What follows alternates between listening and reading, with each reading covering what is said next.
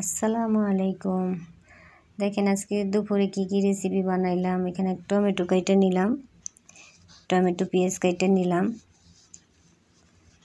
সব একসাথে কেটে নিলে কি হয় যে কাজটা তাড়াতাড়ি হয়।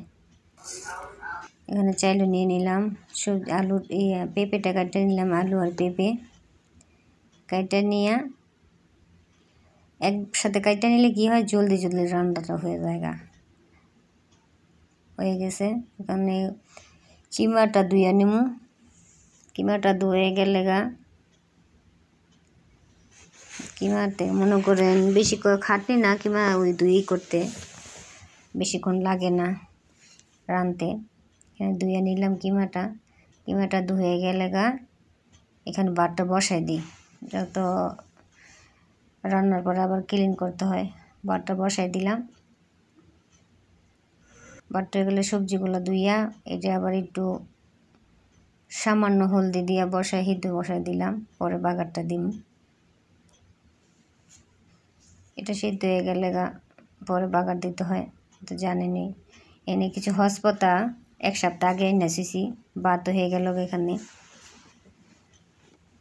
তেল দিয়ে দিলাম, এটা তেলটা লাল কেন, ওই যে চিকেন ভাজিলাম সেই তেলটা দিয়ে দিছি। আদা রসুন দিয়ে দিলাম, ভালো করে কষাইয়া ভাজা করতে হয় পেঁয়াজটা।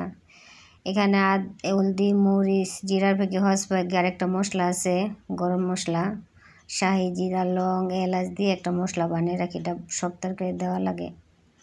টমেটো দিয়ে দিলাম কিছুটা। এখানে কিমাটা দিয়ে 8-9 মিনিট 10 মিনিট কুকার মেশিনে দিয়ে রাখতে হয়, সিদ্ধ হওয়া লাগে না। পানি দিয়ে দিলাম কিছুটা সিদ্ধ করার জন্য ঢাইকে দিলাম। এখন আলু দিতে হবে, আলু ফ্রাই করলাম। এমনি দিলে তো আলুটা গলে যায়, একটু ফ্রাই করে দিলে আলুটা গলে না। আলুটা দিয়ে ভালো করে মিক্সচার করে দিলাম। গোশটা সিদ্ধ হয়ে গেছে কিমাটা।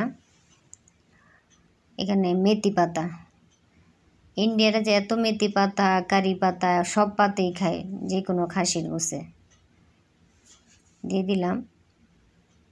এটা এখন ভাজা করতে হবে। কেউ চাইলে পানির মতনও রাখতে পারেন, সমস্যা নেই। যারা যেমনি খায়, যেমনি খায় আমি এমনি বানাই। হয়ে গেল মজাদার খাবার। আসসালামু আলাইকুম।